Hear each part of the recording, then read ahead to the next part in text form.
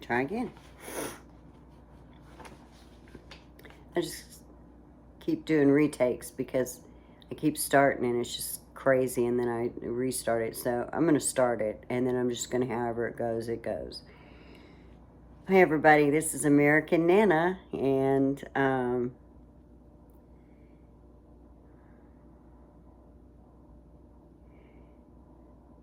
just kind of putting my thoughts on YouTube. Maybe somebody cares, maybe somebody doesn't, maybe others have the same thoughts. Maybe some don't. I mean, I don't know. So, because I'm baffled, and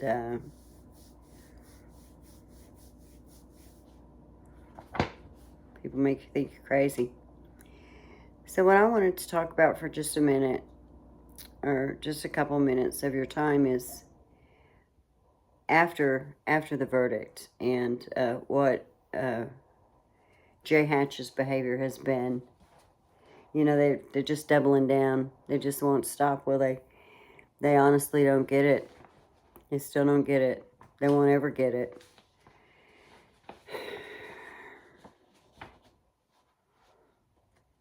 My personal opinion is they've been allowed to abuse this family for way too long. Way too long. But now they're trying to abuse people that served on the jury.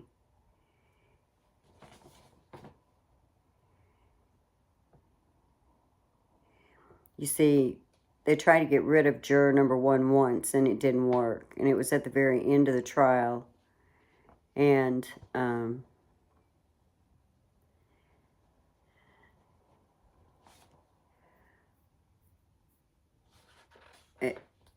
they tried to insinuate, I guess this juror single-handedly changed the thought process of everybody else so that we had a unanimous verdict, and it was done in record time for that, because how the defense is acting is they're acting like they would have won otherwise. So I'm trying to really wrap my brain around how they think that one person could have gone back there and deliberated with 5 other people and had to sway all of them to their thinking, and it was done so quickly, and then the judgment was done. So before I read what they say, I'm going to give just my opinion of what happened. And I think what happened was, after sitting through trial for 9 weeks and listening to witnesses and seeing evidence and putting that all together, and by the time you're going into deliberation, you've got to be thinking something. You don't just walk in there and say, okay, now everybody sit down and now think about this for 15 minutes, and then we're going to take an initial vote to see where we're all at here. You know, no, I think what happened is after they went into the deliberation room, they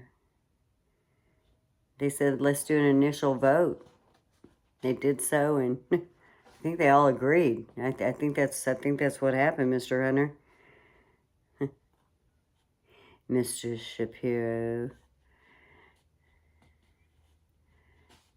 In that low voice, trying to soothe jurors. It doesn't work. It really doesn't. It sounds rather condescending. You talk to people like you're so above them.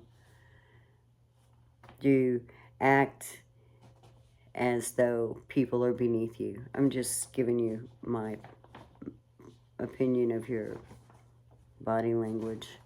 So let me get down to this so that I'm not rambling and I don't lose everybody.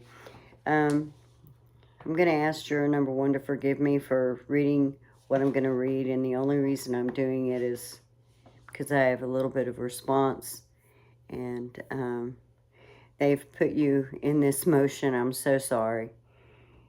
But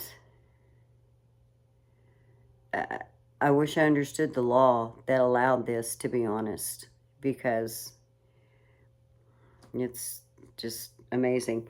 So let me just start. Um, Supplement to defendant's motion for a new trial based on juror misconduct, motion for juror interview, motion to open discovery into evidence of juror misconduct, an emergency motion to preserve evidence. So, John Hopkins, All Children's Hospital, stands behind, well, not stands behind, but through counsel. The council, these people, Shapiro and Hunter and Corella, they're on the side of the hospital. So they want you to believe that this juror has given reason that they should be able to open discovery into evidence of the juror. Now, I don't know if that means that they're asking, can they now look into his past? I don't know. Anyway, so we have a law-abiding citizen. I believe he's retired, Leo, which in my mind gives him a lot of credibility. Most generally, the number of good LEOs outweigh the number of bad LEOs, the same as good doctors outweigh the bad doctors. I'm on the fence about good attorneys outweighing the bad attorneys at this point. So let me just read this. Since filing the above referenced motion, defendant has discovered additional material, evidence of potential juror bias and misconduct as set forth therein. Specifically, defendant has discovered from the website of the Clerk of Court of Brownwood County, Florida. You know, that just happened to jump right out at them. I mean, they were reading about the latest and greatest going on oh heck,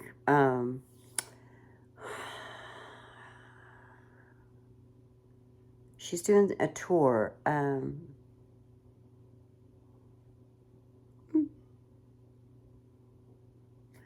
Wow, the Eras tour.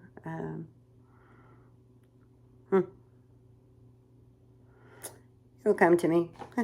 Anyway, they were doing a search. I mean, they were just hanging out, and all of a sudden now the computer, I guess, just comes this information, right? They weren't looking for it anywhere. That's really funny. But anyway, that juror number 1 was the respondents in a domestic violence case. And they listed the case number, state reporting number, and folks, this was filed back in 2002. 2002. And it was filed against him by a former spouse that involved a sworn notice of allegations of child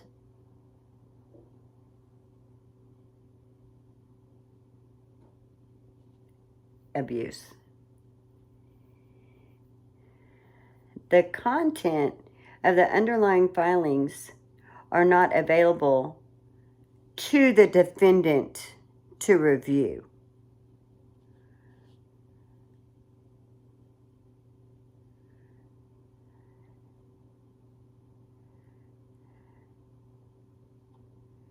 Did I read that right?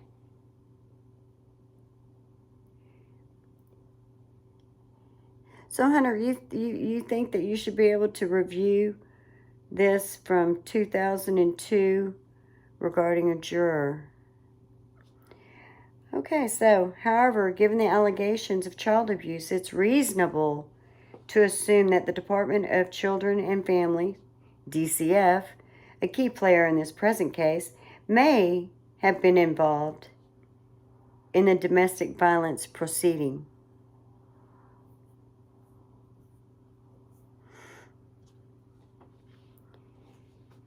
So because somebody who probably was angry at this gentleman went down and probably filed a sworn statement, maybe in anger, maybe as a power play, maybe as leverage, possibly.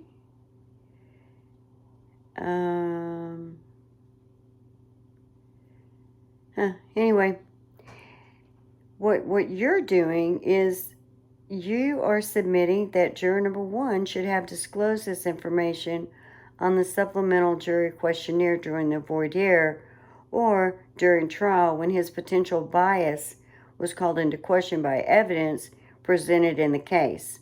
Without regard to his innocence or guilt, it is reasonable to assume that juror number 1 may,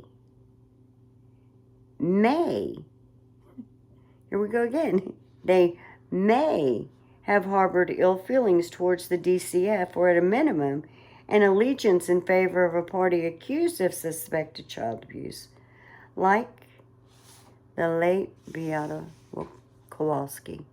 May she rest in peace.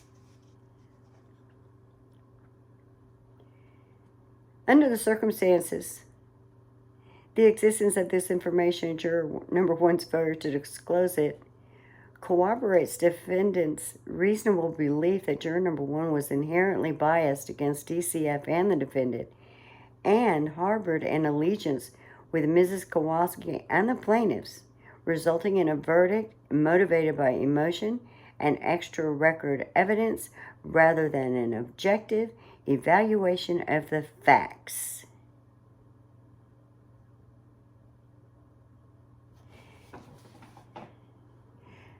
Mr. Hunter, you have got a brilliant imagination.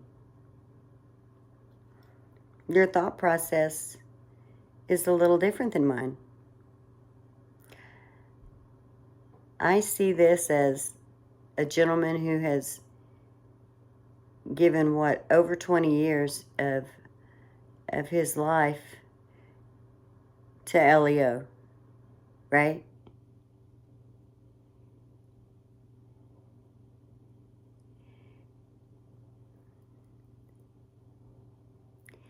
And I don't know why you feel that you should even have the ability to read the underlying filings that are not available to you since the case was dismissed.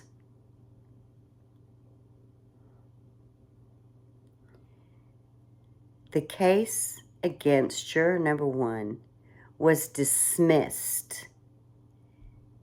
The person that signed this affidavit or allegation didn't show up to court. Mr. Hunter neglected to tell you that too. Just amazes me that you just say the one side that you think people will just go, wow! Because there's usually more to the story.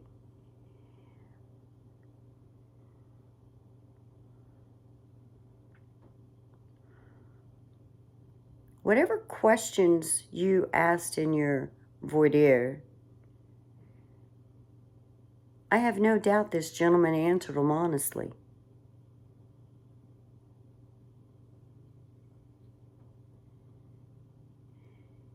His reputation's never been called in on. You did. You did. And, oh, let me get to my favorite. I love this. Where is it?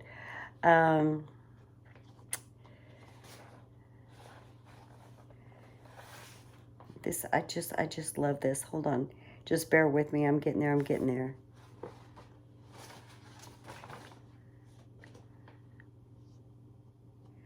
This is my favorite. Are you guys ready? This is almost. It's almost better than blaming the juror number 1 for whatever they were going after him. Now, this is the good part. Let's skip to the good part. Where is it? The internet community is reading juror number 1's posts, which are contributing to an eroding confidence in the jury system and the verdict in this case.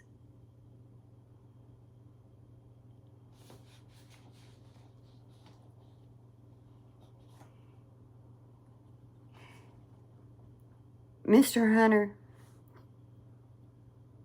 no, not at all. But I will say, watching the defense attorneys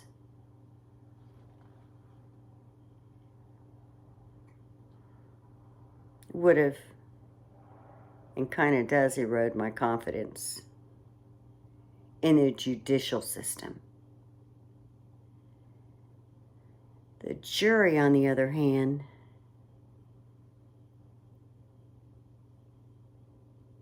made me appreciate our judicial system because they sat for 9 weeks and they listened to the evidence.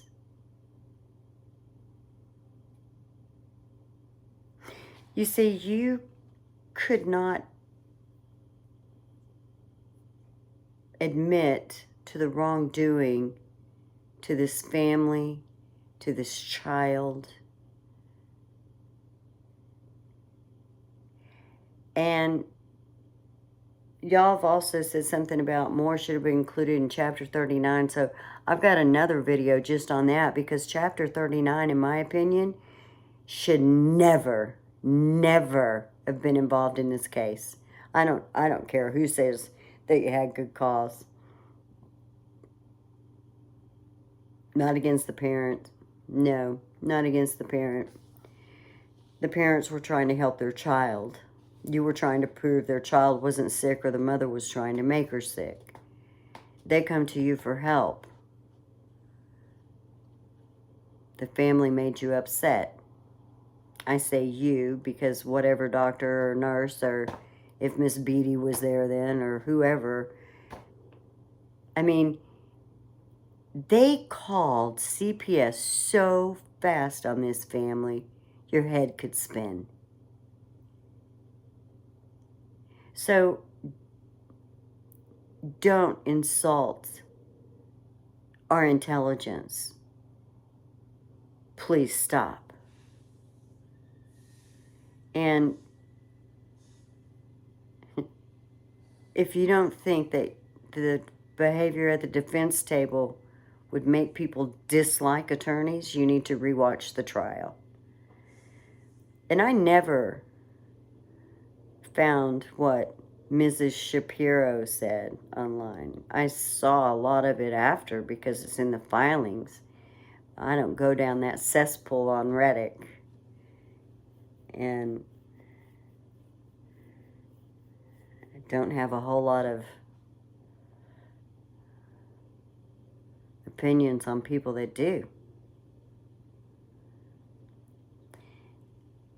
But to be an attorney's wife for the defense while trial is ongoing,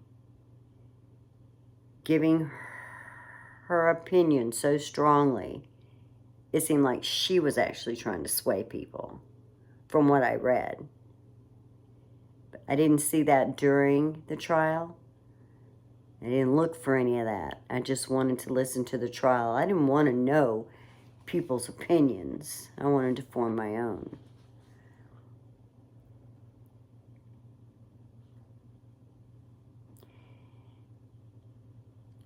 I've got some very, very, very bad confidence in the judicial system at this point for the simple fact that this juror and his wife and his family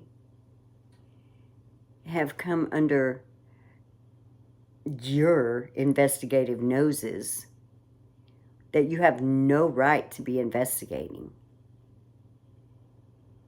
Who would want to sit on a jury because of people like you, sir?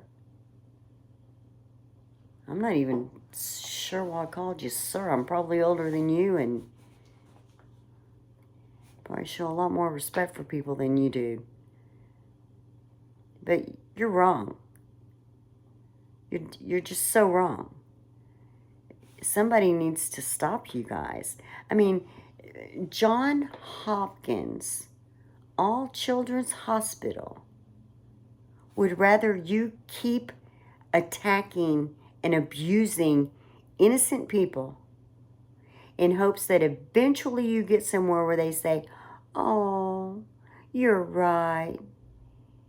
It's just a stubbed toe. We'll give you $5. No, you don't get to call the shots in everything. That's what your problem is here. You guys are so angry that you lost. And you can't even see why. And now people are digging even deeper and deeper trying to understand what in the world took place. And it's not looking pretty. Personally, I think you should have to personally apologize to that juror and his family. And anything that he wrote about you after he was released and after you got snippety and put him in motion, he was a lot more polite than I would have been. You would have freaked me out. Do you know some people wouldn't be able to handle that, what you're doing to juror number 1? Not emotionally at all. Now, I don't know what the judge can do to you for that, but I certainly hope there's something. Because I certainly hope this is not allowed. Not allowed. And if it is going to be allowed, then when people go down there and they're in the jury pool, then on the questionnaire needs to be, do you consent to have your background investigated? Either during, before, or after this trial. And if the answer is no, then they can't serve on the jury because you don't know if an attorney's going to pull what you just did and use it in the manner that you just did.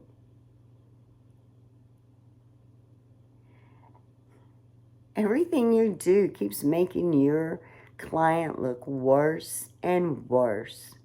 It shows that you discount what people feel, what people think.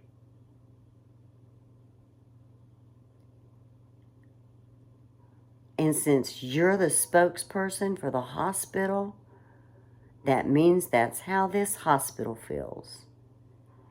Who in their right mind would even want to step foot in that hospital at this point? I bet the people that only have that as an option are terrified. And you want to stand up there and say how you feel about the nurses and doctors, the good nurses and doctors. Well, why don't you act like it? Why don't you act like you care about the good doctors and nurses? Because this doesn't act like it. Not at all. You act like you're just going to plow over anybody and anything to cover up some really crappy treatment of a child. You have any idea how traumatic hospitals are anyway for 90% of the people, most likely? Or 50, I don't know. Don't quote me on the percentage. Don't say I'm an idiot because it's high, but I'm going to say A lot of people. I'm going to say that people that never had a fear going to a hospital, and when they come out, they now have a fear. And it may not even be from anything that was done wrong at the hospital. It's what's going on while you're in the hospital. The sickness that's being treated. It's...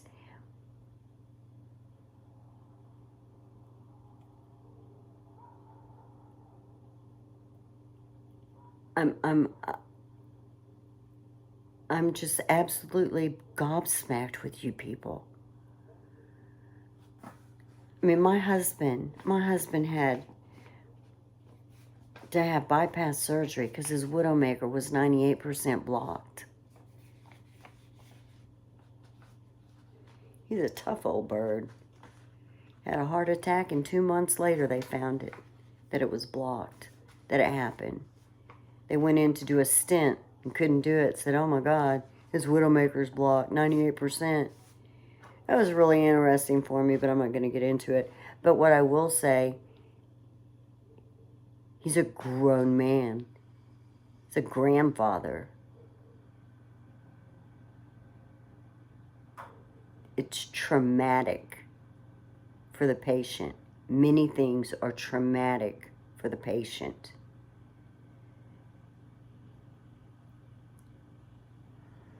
My heart breaks for this child. My heart just that literally breaks for her.